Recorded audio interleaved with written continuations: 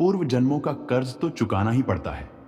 एक बार माता लक्ष्मी भगवान श्री हरि से पूछती हैं, हे प्रभु, मैं जानना चाहती हूं कि क्या पृथ्वी लोक पर मनुष्यों को पूर्व जन्म का कर्ज भी चुकाना पड़ता है और मृत्यु के बाद मनुष्य की आत्मा अपने साथ वह कौन कौन सी चीजें हैं जो साथ लेकर जाती है। माता लक्ष्मी की बात सुनकर भगवान विष्णु मुस्कुराते हुए कहते हैं, हे देवी लक्ष्मी, आज आपने जो प्रश्न किया है वह समस्त मानव जाति के कल्याण हेतु अत्यंत महत्वपूर्ण है।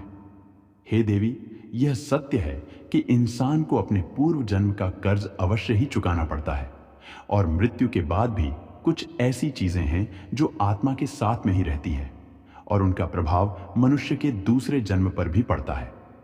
तब माता लक्ष्मी पूछती है, हे प्रभु, यह कैसा कर्ज होता है जो अगले जन्म में भी चुकाना पड़ता है और वह कौन सी चीजें हैं जो अगले जन्म में भी प्रभाव डालती है। फिर भगवान श्री हरि कहते हैं, हे देवी, आज मैं आपको इसी विषय में एक कथा सुनाता हूं। आप इस कथा को ध्यान से पूरा सुनिए। आपको आपके सभी प्रश्नों के उत्तर अवश्य ही मिल जाएंगे कि पूर्व जन्म का कर्ज क्यों चुकाना पड़ता है। भगवान श्री हरि विष्णु कहते हैं, हे देवी लक्ष्मी, जो भी भक्त इस कथा का श्रवण करता है उसके जीवन में सुख संपत्ति और धन की वर्षा होती है, इसलिए इसे पूरा ध्यान से जरूर सुने। हे माता लक्ष्मी, आज जो भी इस पवित्र कथा का श्रवण कर रहा है, आप उनके ऊपर अपना आशीर्वाद सदैव बना रखिएगा। आगे भगवान श्री हरि कहते हैं, हे लक्ष्मी, एक समय की बात है, विदर्भ देश में सुदेव नाम का एक ब्राह्मण रहता था और उसकी पत्नी का नाम रूपा था।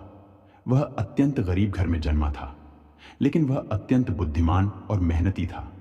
जब वह निर्धन था तब उसे धन की अधिक लालसा नहीं थी, लेकिन अपनी मेहनत के जोर पर धीरे धीरे उसके पास धन का संग्रह होने लगा। तब वह दिन रात उस धन को बढ़ाने की चिंता में डूबा रहता। उसकी पत्नी रूपा भी धन की अत्यधिक लालची स्त्री थी। श्री हरि कहते हैं, हे देवी, आप तो जानती ही हैं कि धन की तृष्णा ऐसी होती है जो बढ़ते धन के साथ साथ बढ़ती ही जाती है। सुदेव अब ऐसा सोचता था कि काश उसे कोई ऐसी युक्ति मिल जाए जिससे कुछ ही दिनों में धन में हजारों गुना बढ़ोतरी हो जाए। हे लक्ष्मी, पहले वह धन को चंचल और हाथ का मैल समझता था और कहता था, धन का क्या है, वह तो हमेशा आता जाता रहता है। लेकिन तब वह मूर्ख था, परंतु अब उसकी आंखें खुल गई थीं और वह धन का अत्यधिक संग्रह करने लगा। उस धन से दान धर्म आदि करने लगा तथा वह साधु और महात्माओं की सेवा में लगा था। पहले उसकी ईश्वर में बड़ी ही श्रद्धा थी, किंतु समय के साथ साथ धन के लालच की भड़कती हुई ज्वाला ने उनके अन्य सभी सद्गुणों को भी जला दिया। धन की लालसा ने उसकी अंतरात्मा को हमेशा के लिए नष्ट कर दिया। पहले जब भी सुदेव के द्वार पर कोई साधु महात्मा आते तो उसका मुख फूलों की तरह खिल उठता था, परंतु अब आदर सत्कार के समय मुख पर निराशा और मायूसी ही रहती है। भगवान श्री हरि कहते हैं, हे देवी लक्ष्मी, एक बार की बात है, संध्या का समय था। सुदेव के द्वार पर एक साधु आकर रुका और बोला, हे पुत्र, मैं एक यात्री हूं और आगे हरिद्वार को जाना है। आज की रात बिताने के लिए साधु को मिल जाए तो अच्छा होगा। मैं बड़ी उम्मीद के साथ आपके द्वार पर आया हूं। उस साधु का मुख संतोष की मूर्ति था, आंखों में अमृत और मुंह में शहद सी मिठास, जिस कारण से सुदेव का हृदय भक्ति भाव से भर गया और वह उन्हें प्रणाम करते हुए बोला, जरूर महात्मा, आपकी सेवा करना तो मेरा परम धर्म है। तब वे साधु मुस्कुराते हुए कहते हैं, बेटा, आजकल के समय में तुम्हारे जैसे भक्ति भाव वाले पुरुष बड़ी मुश्किल से मिलते हैं। इस संसार से धर्म का भाव ही जैसे उठ गया है। इस प्रकार से साधु के मुख से अपनी प्रशंसा सुनकर सुदेव का हृदय खिल उठा। उसको ऐसा प्रतीत हुआ मानो उन्हें स्वर्ग में ही स्थान मिल गया हो और उन्होंने कहा, महाराज, अगर हम आप जैसे संतों की सेवा नहीं करेंगे तो इस मानव जीवन का क्या लाभ। ऐसा कहते हुए सुदेव उन महात्मा को अपने घर के अंदर ले गया। जब उन्होंने घर में प्रवेश किया तब सुदेव ने उनके स्वागत सत्कार में कोई कमी नहीं छोड़ी। उन्हें खाने के लिए स्वादिष्ट भोजन बनवाया, नाना प्रकार की मिठाई बनवाई। उसके बाद दाल और सब्जियों में इतना घी डाला जैसे नदी की धारा में जल बहता है। भले ही सुदेव उन महात्मा को इतने पौष्टिक आहार देने के पक्ष में नहीं थे, लेकिन इस महात्मा की बातों में कुछ ऐसी शक्तियां थीं कि उनके वर्षों पुराने विचार चंद पलों में बदल गए। जैसे सूखी धरती पर एक दिन की बारिश से हरियाली छा जाती है। इस भक्ति भाव से महात्मा का दिल खुश हो गया। रात भर बातें होती रहीं, ज्ञान और भक्ति की चर्चाएं चलती रहीं। अंत में सुदेव ने पूछा कि महात्मा जी, आप साधु कैसे बने? साधु ने हंसकर उत्तर दिया, बेटा, बुढ़ापा आ गया है, अब क्या सारी उम्र गृहस्थी में ही फंसा रहूंगा? कुछ हरि भजन भी तो करना चाहिए। ईश्वर कृपा से बहुत धन कमाया है। मेरे 4 पुत्र हैं और एक पुत्री भी है। अब सारी संपत्ति उन सब में बांट दी है और अब तीर्थ यात्रा को जा रहा हूं। फिर कुछ समय के पश्चात सुदेव ने साधु की तरफ देखा और पूछा, बाबा, आपने अपना सब कुछ बच्चों को दे दिया या अपने पास भी कुछ रखा है? तभी साधु ने उत्तर दिया, बेटा, मेरे हाथ में जो यह लाठी देख रहे हो, यह अंदर से खोखली है। इसमें मैंने 500 सुवर्ण की मुद्राएं डाल रखी हैं। यात्रा में कभी कभी धन की आवश्यकता भी पड़ जाती है। यह कहते कहते साधु को नींद लग गई, लेकिन सुदेव की आंखें जाग रही थीं और यह सारी बातें उसकी पत्नी रूपा ने भी सुन तथा जान ली थी। अब रात्रि का पहला पहर बीत गया था। वह बार बार महात्मा की लाठी को देख रहा था और मन ही मन कुछ सोच रहा था। अब उसके अंदर लोभ की माया का संचार हुआ, किंतु उसकी अंतरात्मा इस घृणित कार्य को करने से रोक रही थी। किंतु वही मन की दुरात्मा सुवर्ण मुद्राएं पाने की जिद पर अड़ गई। कुछ समय तक इस संघर्ष में ही उसके मन का बुरा हाल हो चुका था कि तभी उसकी पत्नी उसके पास आकर बैठ जाती है और कहती है, स्वामी, आप किस गहरी चिंता में डूबे हैं?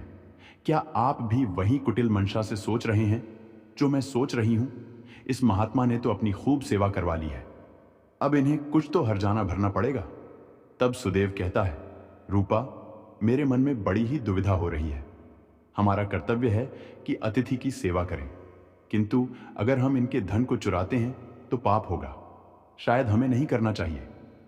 तब उसकी पत्नी कहती है, अजय, आप कैसे फिजूल की बातें कर रहे हो? इस महात्मा की उम्र ढल चुकी है और क्या पता कब यह मृत्यु को प्राप्त हो जाए। वैसे भी अब यह अनाथ है और अपना अंतिम समय बिताने हेतु हरिद्वार जा रहे हैं। आप अपने मन को मत रोको और इन सुवर्ण मुद्राओं को ले लो। मुझे लगता है ईश्वर भी यही चाहते हैं। इसी कारण से यह महात्मा यहाँ आए हैं और जो बात सबसे गुप्त रखनी चाहिए उसे ही आपको बता दी है। तब सुदेव, ठीक है, ऐसा अपनी पत्नी से कहता है। भगवान श्री हरि कहते हैं, हे लक्ष्मी, अंततः लोभ ने धर्म को हरा दिया। सुदेव ने लाठी उठाई, पर उनके हाथ पैर कांप रहे थे। उसकी अंतरात्मा ने एक बार फिर से झकझोरना शुरू किया, लेकिन लोभ के दृढ़ हाथों ने उसे दबा दिया। तभी सुदेव और रूपा ने लाठी खोली और उसमें से सुवर्ण मोहरों को निकाल लिया और उनकी जगह सामान्य लोहे के सिक्के भर दिए। अगले दिन प्रातः सुबह महात्मा सुदेव और उसकी पत्नी की विनम्रता पूर्वक आज्ञा लेकर स्नान आदि करके अपनी अगली यात्रा के लिए तैयार हो गए। किंतु अभी भी सुदेव का दिल धड़क रहा था। उन्हें डर था कि कहीं साधु को शक ना हो जाए। इस ख्याल से उनका चेहरा पीला पड़ता जा रहा था, लेकिन महात्मा को इस बात की कोई खबर ही नहीं थी। वे तो हंसते हुए बातें कर रहे थे और रात की मेहमान नवाजी के लिए बार बार धन्यवाद दे रहे थे। अपितु जाते समय सुदेव ने कहा, महात्मा जी, मेरे यहाँ संतान नहीं है। कृपया भगवान श्री कृष्ण से प्रार्थना करें कि उनके जैसी ही हमारे यहाँ संतान हो जाए। वैसे तो हम पापी हैं, हमारी प्रार्थना का कोई असर नहीं हो सकता, किंतु आप तो महात्मा हैं, भगवान आपकी बात जरूर सुनेंगे। तभी मंद मुस्कान के साथ महात्मा ने उत्तर दिया, सुनेंगे या नहीं यह तो वही जाने, लेकिन मैं तुम्हें आशीर्वाद देता हूं कि भगवान श्री कृष्ण तुम्हें संतान अवश्य दें। इतना कहकर वे महात्मा वहां से चले गए। भगवान श्री हरि कहते हैं, हे लक्ष्मी, अब जैसे सुदेव के सिर से एक बड़ा बोझ हट गया था। उन्हें ऐसा लगा जैसे महात्मा के जाने के साथ उनके दिल से एक पत्थर हट गया हो। किंतु वे दोनों पति पत्नी इस चोरी के फल से नहीं बच सकते थे। यह बात सुदेव का मन और मस्तिष्क भी अनुभव कर रहे थे, परंतु वह इस चोरी के प्रकट होने से बहुत डरते थे।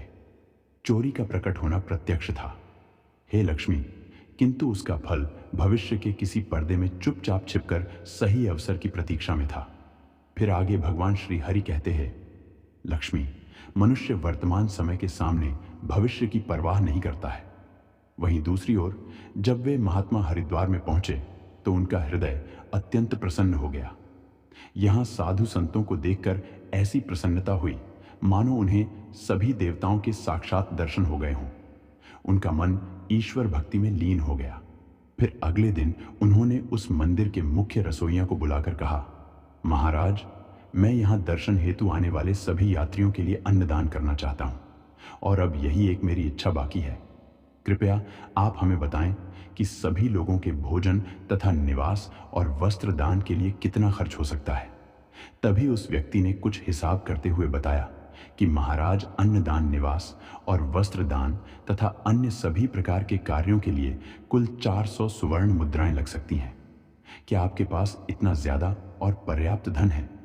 ठीक है, मैं इसका प्रबंध करता हूं। आप बस कल के सभी कार्यक्रमों का आयोजन करो। कहकर वे गंगा स्नान के लिए चले गए। फिर अगले दिन उनके कहे अनुसार उस रसोइये ने पूरा आयोजन किया। हरिद्वार के परिसर में बड़ी ही धूमधाम और खुशी के साथ अन्नदान, वस्त्र दान, भजन आदि कार्यों को संपन्न किया। वहां मौजूद सभी लोग यह सब देखकर खुशी से कहने लगे, महात्मा स्वयं तो गरीब है, लेकिन इनका मन कितना उदार है, और जिनके पास धन की कोई कमी नहीं होती है वे व्यर्थ के दिखावेबाजी में लुटा देते हैं, बेटों के विवाह पर उड़ा देते हैं, परंतु धर्म की राह पर एक कौड़ी भी खर्च नहीं करते। यह एक नेक दिल मनुष्य है जिसने अपना धर्म समझा और धर्म के सामने धन का मोह नहीं देखा। इस प्रकार अपनी प्रशंसा सुनकर महात्मा के खुशी का कोई ठिकाना ना रहा। उनका हृदय आनंद से भर प्रसन्न हो रहा था। किंतु हे लक्ष्मी, वहीं दूसरी ओर उसका भाग्य रो रहा था। जब संध्या हुई तब महात्मा ने अपने कमरे का दरवाजा बंद किया और लाठी को खोलकर देखा तो लाठी के अंदर लोहे सिक्के के देखकर उसका हृदय कांप गया। उसे ऐसा प्रतीत हुआ मानो वह कोई भयानक स्वप्न देख रहा हो। उसे अपनी आंखों पर यकीन नहीं हो रहा था। वह चाहता था कि यह स्वप्न जल्द से जल्द टूट जाए, पर यह कोई ऐसा स्वप्न नहीं था जिससे नींद खुल जाए। उसने बार बार अपनी आंखें मलमल कर देखा, पर सिक्के वही थे। अब उस महात्मा को थोड़ी ही देर में रसोइयों को हिसाब कर उनका धन लौटाना था। उसने सोचा, अब क्या होगा। अपमान की छवि उसकी आंखों के सामने खींच गई और कहने लगा, हे प्रभु, आप मुझे क्षमा करें। और महात्मा कांपते हुए खड़े हो गए। उन्हें अपमान का ख्याल ही अपमान से भी ज्यादा डरावना लग रहा था। अब उनमें इसे सहन करने की शक्ति नहीं थी। वे कुछ देर तक सोचते रहे और उन्होंने अचानक से दरवाजा बंद कर दिया और साथ ही उम्मीदों के द्वार भी बंद हो गए।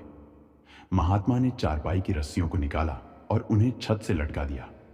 अब मौत दरवाजे पर खड़ी थी कि तभी महात्मा की अंतरात्मा ने उपदेश दिया। दिमाग ने भी सलाह दी कि यह तुम क्या कर रहे हो, आत्महत्या सबसे बड़ा निंदनीय कर्म है, ऐसा मत करो। पर निराशा ने हर तरफ से हराकर रख दिया। महात्मा का चेहरा मृत व्यक्ति की तरह सफेद पड़ गया था। तब उसने चारपाई पर खड़े होकर अपनी गर्दन में फंदा डाला और कांपते हुए पैरों से चारपाई को ठोकर मार दी। वह महात्मा फांसी पर झूल गया और उसकी मौत हो गई। जहां सुबह बहुत सुखपूर्वक शांति थी, लेकिन किसे पता था कि शाम इतनी दुखद होगी। कुछ ही समय बाद इस घटना का चारों ओर बोलबाला हुआ। यह सब देखकर उस रसोइये ने ही महात्मा का अंतिम संस्कार किया और फिर से भगवान का नाम लेकर अपने काम में लग गया। भगवान श्री हरि कहते हैं, हे लक्ष्मी, वे महात्मा तो मर गए, लेकिन उनका आशीर्वाद अभी भी था। 1 साल के भीतर ही चोर ब्राह्मण सुदेव के घर में एक पुत्र का जन्म हुआ। इस अवसर पर सुदेव ऐसे प्रसन्न थे मानो सारे संसार का धन उसे मिल गया हो। अब तो अंधेरे घर में प्रकाश छा गया था। उनके पैर धरती पर ना पड़ते थे। उसने बालक का नामकरण संस्कार बड़ी ही धूमधाम से किया। इस उत्सव के अवसर पर एक नगर भोज दिया गया। उस दिन सुदेव ने अपनी सारी जिंदगी की कंजूसी निकाल दी और धन को पानी की तरह बहाया और बालक का नाम आत्मदेव रखा गया। जैसे जैसे वह आयु में बढ़ता जाता, सुदेव की कामनाएं पल्ला पसार रही थी। आत्मदेव बहुत ही सुशील और भगवान का उपासक बालक था। उसकी तीक्ष्ण बुद्धि देखकर आश्चर्य होता था। लोग कहते थे कि यह कुल का नाम बढ़ाएगा। सुदेव यह सुनकर फूले न समाते। उसकी शरारतों को और चंचलता को देखकर उनका प्यार और भी बढ़ता जाता था। इसी प्रकार 6 वर्ष बीत गए। आत्मदेव शिक्षा ग्रहण करने हेतु आश्रम में गया। वहां भी उसके गुणों का विकास होने लगा। वह हमेशा अपनी कक्षा में अव्वल आया करता था। सुदेव यह देखकर ईश्वर को धन्यवाद करता था, लेकिन कभी कभी जब उन्हें उस महात्मा के साथ अपने दुर्व्यवहार की याद आती तो उनके दिल में चुभन होती और उनकी आत्मा पर एक अनजाना सा डर छा जाता था। उन्हें बार बार अपने ऊपर गुस्सा आता था। वे अक्सर मन ही मन दुखी होते रहते थे और मन ही मन कहते कि मेरी बुद्धि कैसी खोटी थी, मैंने ऐसी मूर्खता क्यों की। लेकिन बीता हुआ समय उनके हाथ में नहीं आ सकता था। उन्होंने सुवर्ण की 500 मोहरों को एक लाल वस्त्र में बांधकर संदूक में रख दिया और यह किया कि वे उस महात्मा को वापस दे देंगे। फिर उन्होंने महात्मा की खोज शुरू कर दी। कई लोगों को भेजा, लेकिन वे उस महात्मा तक नहीं पहुंच सके। इतना समय बीत गया कि अब सुदेव उस घटना को भूल गए थे, परंतु वह सुवर्ण मुद्राएं अभी भी एक लाल वस्त्र में लिपटी हुई उसी संदूक में पड़ी थी। श्रोताओं, भगवान श्री हरि कहते हैं, हे लक्ष्मी, समय गुजरता गया और आत्मदेव अब 20 वर्ष के हो गए थे। साथ ही उसे एक बीमारी ने जकड़ लिया और आत्मदेव के इलाज में काफी धन का खर्च हो रहा था। फिर एक दिन अचानक सुदेव अपनी पत्नी रूपा और बेटे आत्मदेव के साथ हरिद्वार के लिए निकल पड़े।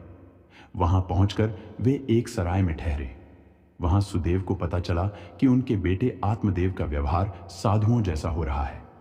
उनके अंदर वैराग्य आ रहा था। वह दिन रात साधुओं के डेरे में समय बिताता और जब भी किसी दीन दुखी या गरीब को देखता उसकी मदद करता था। इसे देखकर सुदेव बहुत परेशान होते थे, पर वे कुछ कर नहीं पाते थे। आत्मदेव उनकी इकलौती संतान थी।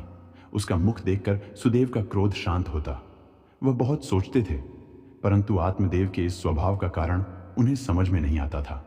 फिर दूसरे दिन संध्या समय आत्मदेव भजन कर अपने सराय की तरफ लौट रहा था कि रास्ते में एक बूढ़ा आदमी उसे रोता हुआ मिला।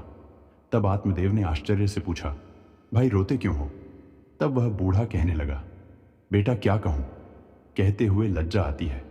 अगर तुम जानना ही चाहते हो तो सुनो, मैं गंगा जी में डूबकर अपना जीवन समाप्त करने जा रहा हूँ, क्योंकि मुझे व्यापार में घाटा हुआ है और मेरे सिर पर बहुत सा कर्ज है।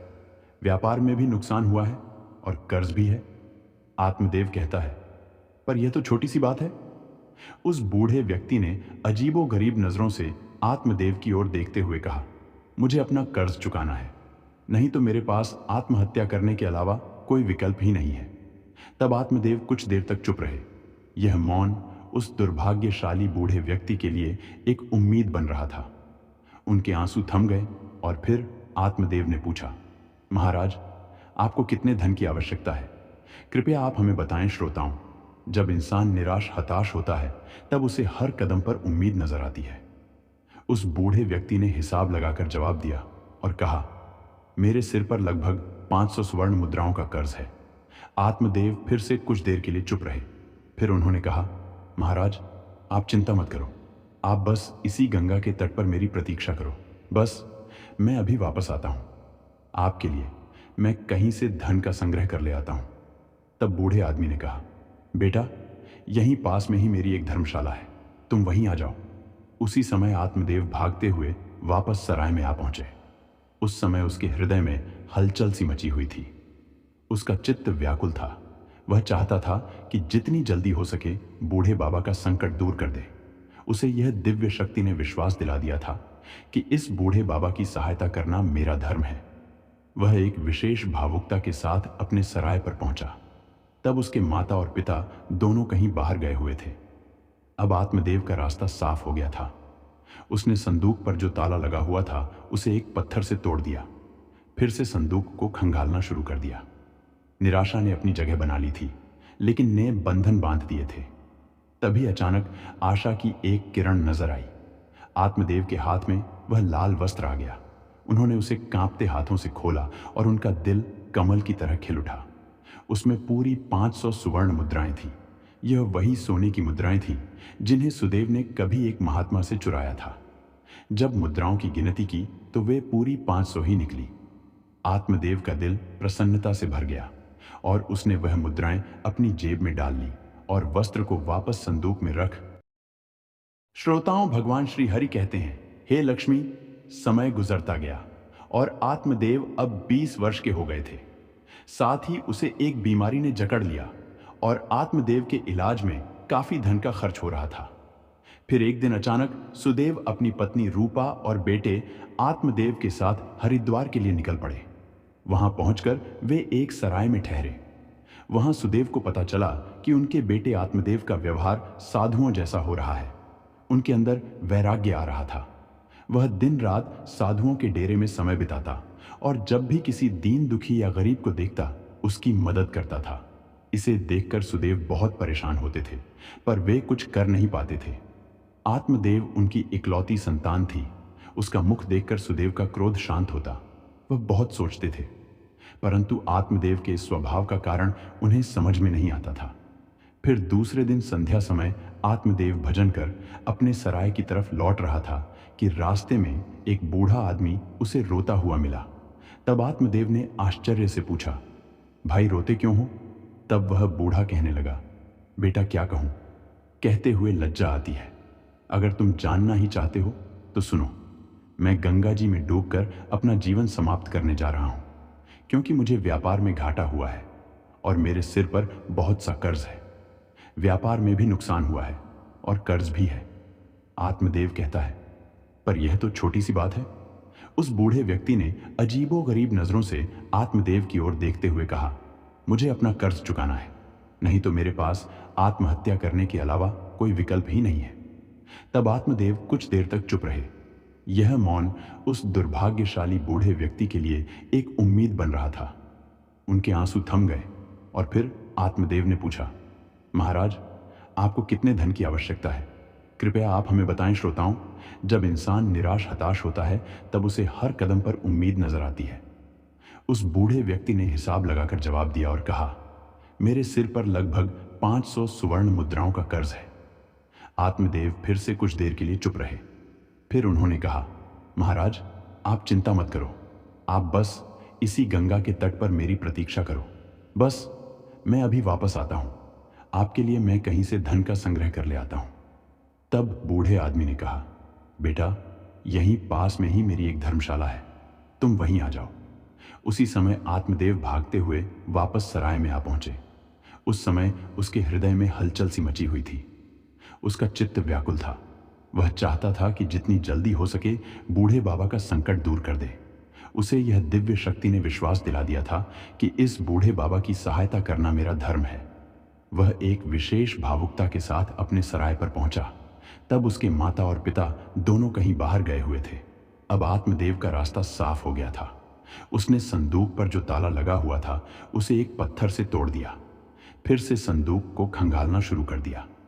निराशा ने अपनी जगह बना ली थी, लेकिन नए बंधन बांध दिए थे। तभी अचानक आशा की एक किरण नजर आई। आत्मदेव के हाथ में वह लाल वस्त्र आ गया।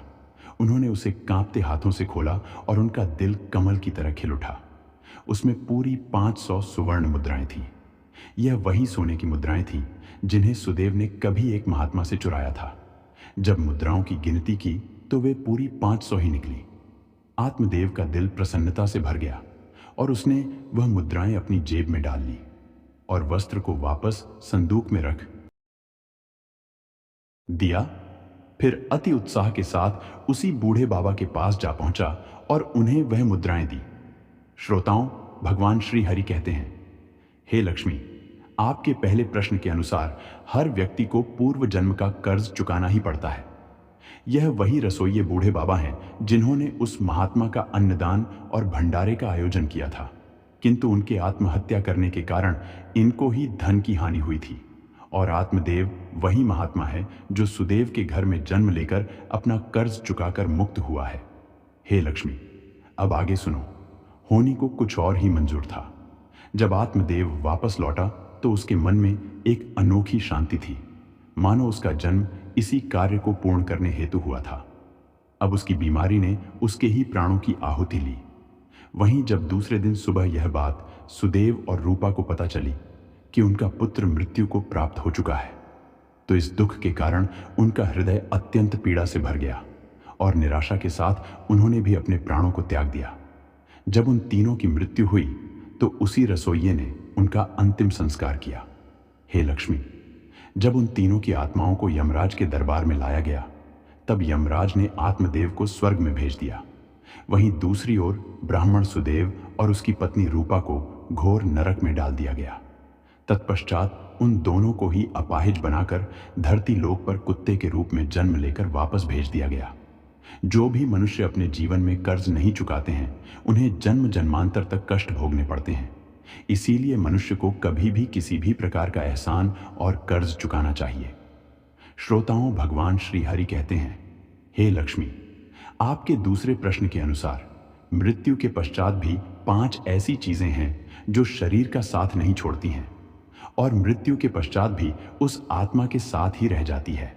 यानी मृत्यु के पश्चात जब आत्मा दूसरे शरीर में प्रवेश करती है तो यह चीजें आत्मा के साथ उस नए शरीर में प्रवेश कर जाती हैं।